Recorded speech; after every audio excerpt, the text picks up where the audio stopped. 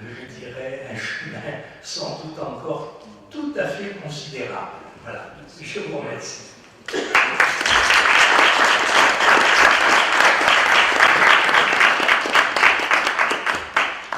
Merci à M. Chapierre pour cet exposé très dense, très riche, très instructif sur les données qu'il a posées d'emblée, le contexte dans lequel a évolué cette question, les repères historiques. Un exposé qui peut paraître à bien des égards pessimiste, mais en réalité très réaliste, sur notamment la perspective. C'est un bilan très objectif, en vérité, de la perspective 7 ans. J'ajouterai simplement un point, puisque M. Chaker a évoqué les aspects juridiques, et notamment l'inscription dans les constitutions au Maroc comme langue nationale et officielle, et en Algérie comme langue nationale. Je dirais deux mots sur les aspects juridiques, ou un mot. Alors, d'abord, il faut préciser que le droit dans ces pays ne se construit pas selon une logique pyramidale. C'est-à-dire la pyramide de Hans Kelsen, de l'Autrichien positiviste, qui définit le droit comme une pyramide. Il y a au sommet de cette pyramide la Constitution, puis ensuite les lois, ensuite les ordonnances, ensuite les décrets, ensuite les arrêtés, et qu'un texte inférieur ne peut pas abroger, ne peut pas modifier un texte supérieur. C'est la logique pyramidale. Dans ces pays, la construction du droit ne se fait pas selon cette logique. Elle se fait selon une logique d'assemblage et une logique de juxtaposition. Donc, deuxième élément de réponse à la question qu'a posée M. Chaker, c'est que, et il a d'ailleurs répondu, nous ne sommes pas dans des états de droit, donc les constitutions dans nos pays, que ce soit au Maroc, en Algérie, en Tunisie, etc., elles servent très souvent d'ornement. C'est un ornement pour donner aux États un habit de modernité, puisque ces constitutions sont souvent écrites soit par Maurice Duverger, c'est des grands constitutionnalistes français qui ont rédigé la constitution marocaine, etc., pour donner un aspect de modernité au droit et in fine à l'État. Donc c'est un instrument d'ornement des États. Et troisièmement, et j'aurais terminé par ce dernier point pour juste commenter la réflexion de M. Chaker, c'est que juridiquement, si vous voulez, quand on constitutionnalise un principe, cela ne signifie pas, ipso facto, qu'il deviendra effectif. Tant l'administration dans ces pays dispose de moyens tantôt abrupts et tantôt subtils pour rendre tout principe constitutionnalisé ineffectif, voire une fiction. On peut constitutionnaliser un principe par des moyens subtils et parfois brutaux, on le vide de sa substance. Donc l'administration dispose de ce moyen, et je pense que la réflexion de M. Chaker invite effectivement à s'interroger sur l'utilité du droit et d'une constitution dans ces pays. Je vous remercie. Je vous invite à poser vos questions. Voilà. Merci.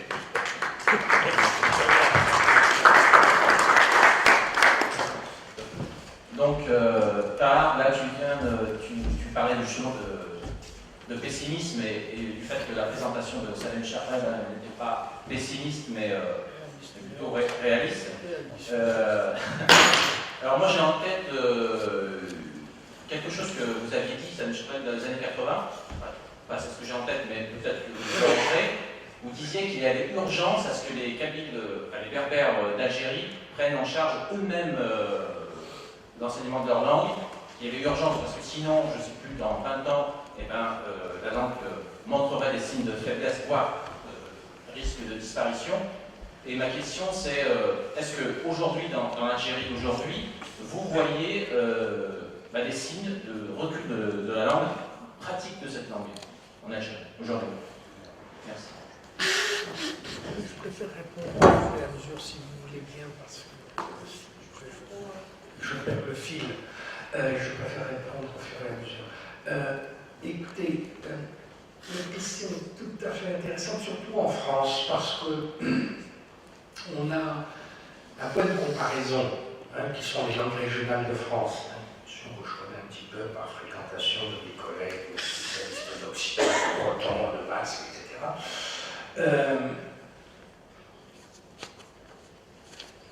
une des chances du Berbère pour l'instant, mais je suis toujours très vigilant sur le sujet dans mes enseignements, pour l'instant, c'est que le berbère, en tout cas dans les grandes régions berbérophones, est caractérisé encore une réelle vitalité. C'est encore une langue vraiment d'usage. Quand vous allez en Képilie, quand vous allez dans l'Atlas marocain, les gens parlent berbère. Ça dépend, on n'est pas obligé de chercher. Vous savez très bien que dans les langues régionales de France, la situation est un petit peu différente. Et ce qui est intéressant de rappeler, important de rappeler, c'est que vous savez aussi que l'évolution s'est faite sur un laps de temps assez bref. La guerre de 14 est pratiquement un tournant décisif. Donc, qui vit en Provence, je peux vous dire que pour entendre du provençal, il faut se lever tôt. Provençal spontané, il faut se lever tôt.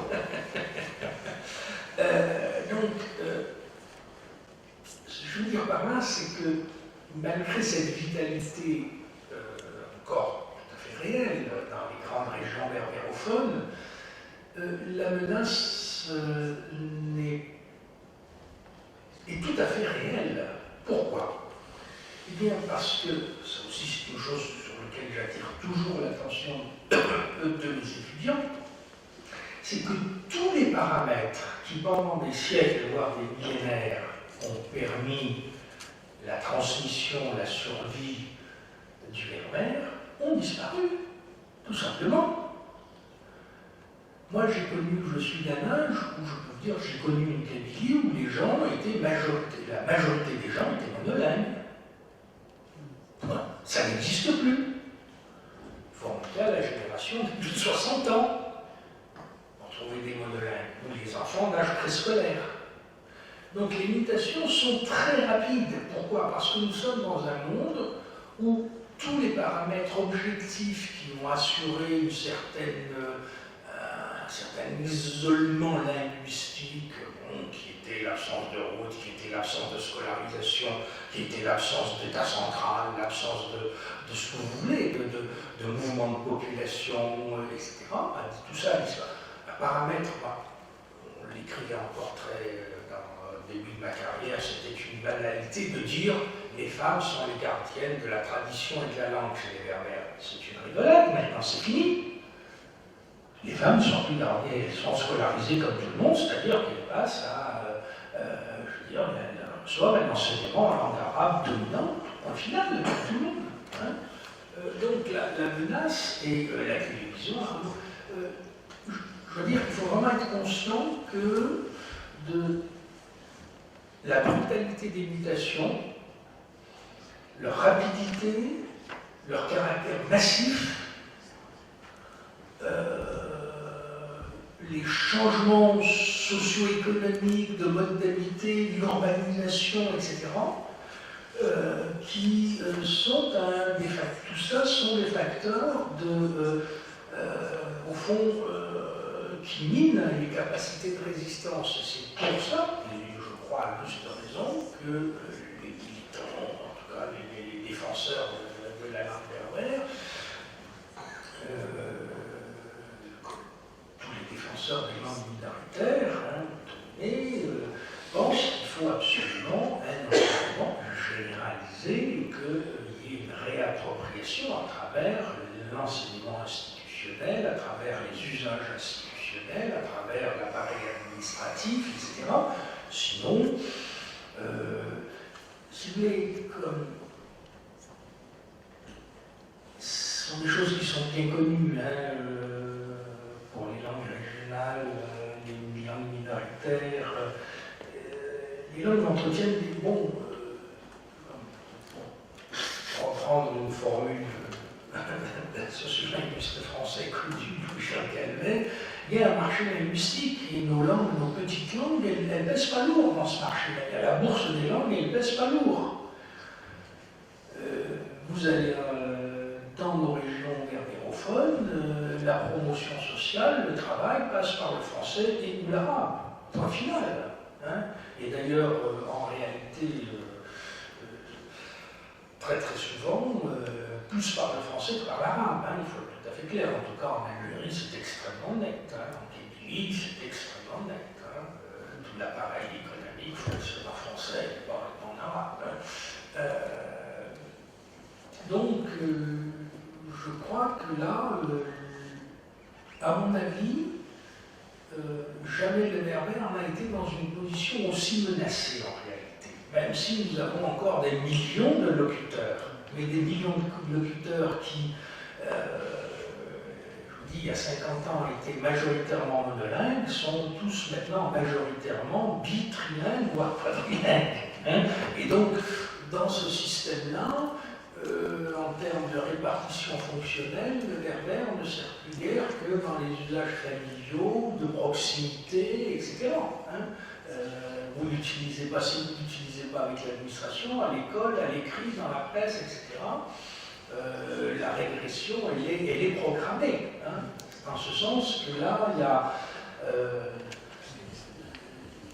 où on s'engage dans une dynamique de réappropriation et d'investissement généralisé, ou bien les joues. Moi, je suis assez radical là-dessus. Les gens du berbère sont montés, malgré les apparences, y compris dans les grandes régions berbérophones.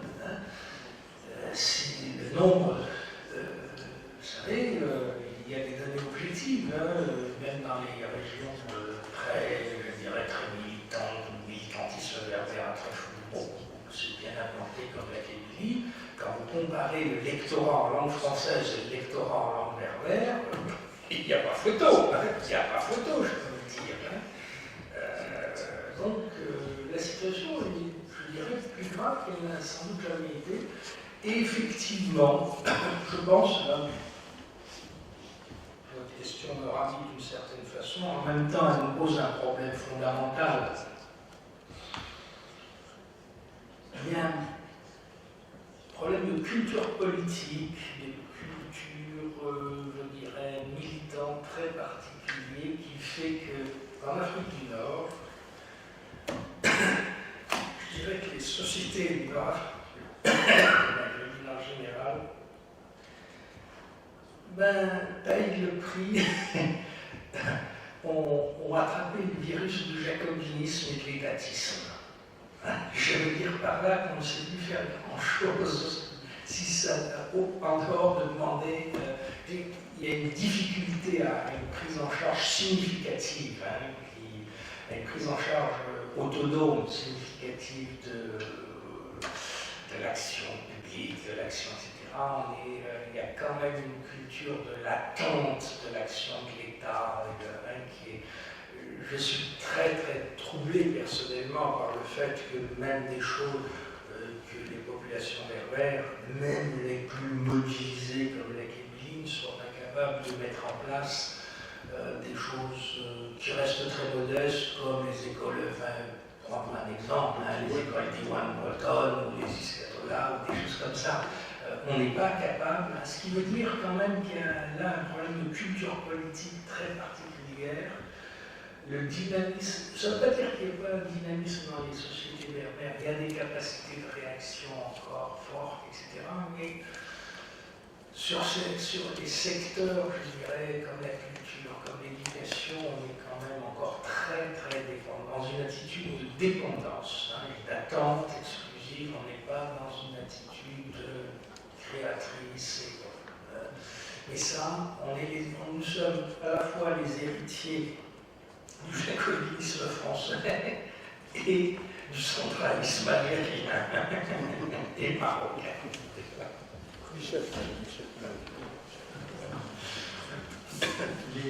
Les autres sources de vitalité linguistique, ça peut être aussi la production culturelle. Qu'en est-il dans la chanson, dans le rap, dans l'écriture, dans le roman et ça m'amène à une réflexion, c'est que aussi bien en Algérie qu'au Maroc, la reconnaissance pour l'arabe vernaculaire, la darija, est faible.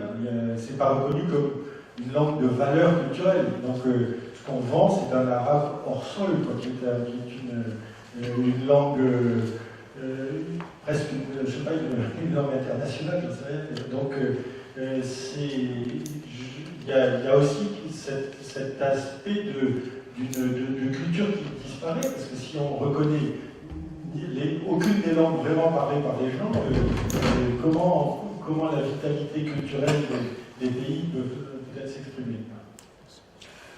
Vous savez que vous avez tout à fait raison, il y a un problème là, c'est bon, je ne suis pas un historien de la culture en Afrique du Nord et dans le monde musulman, mais il y a quand même une donnée fondamentale aussi. Hein. J'ai pu donner l'impression, mais ce serait une erreur, et les Maghrébins ont souvent peuvent donner cette impression de tout mettre sur le dos de la France, du jacobinisme, de la tradition française, etc., du centralisme. Il y a des phénomènes spécifiques aux sociétés nord-africaines et du monde arabo-musulman en général qui sont séculaires, qui sont très profonds, qui travaillent en profondeur depuis des siècles. C'est la dévalorisation absolue de tout. La culture populaire, de tout ce qui est oral, de tout ce qui n'est pas urbain, de tout ce qui n'est pas scriptural. Hein, c'est une donnée et une surévaluation, et ça c'est une donnée assez générale autour de la Méditerranée, hein, mais dans le monde arabo-musulman c'est quand même très très fort. Hein, c'est extrêmement fort. Je dirais la toute-puissance de l'écrit. Alors, qui a des... Parce que ce sont des sociétés qui sont construites, il faut montrer, sur vraiment à la fois une surévaluation extrême de l'écrit, bon, lié un peu aussi à l'islam, au rôle du Coran, etc., mais aussi pendant des siècles à la faible diffusion de l'écrit lui-même, qui faisait que l'écrit était un pouvoir, un lieu de pouvoir. Hein, pendant des siècles, hein, ça a fonctionné comme ça. Donc, c'est vrai que ce sont des sociétés qui, globalement, sont malades de cette péjoration de leur terroir, hein, de leurs racines propres, au profit. Au fond, c'est très impressionnant et parfois à la fois affligeant et terrible. Regardez les intellectuels arabo-musulmans en général se réfèrent à quoi? Effectivement,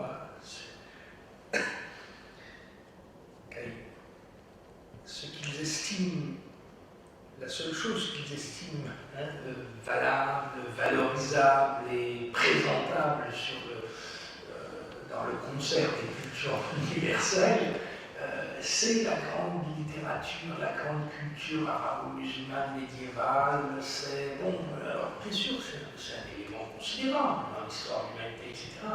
Mais au fond, vous savez, je vous raconte une anecdote qui m'est arrivée la dernière fois que je suis allé en Hongrie, 2012. Je suis allé au village, je suis allé voir une de ma dernière vieille tante qui doit avoir 90 ans.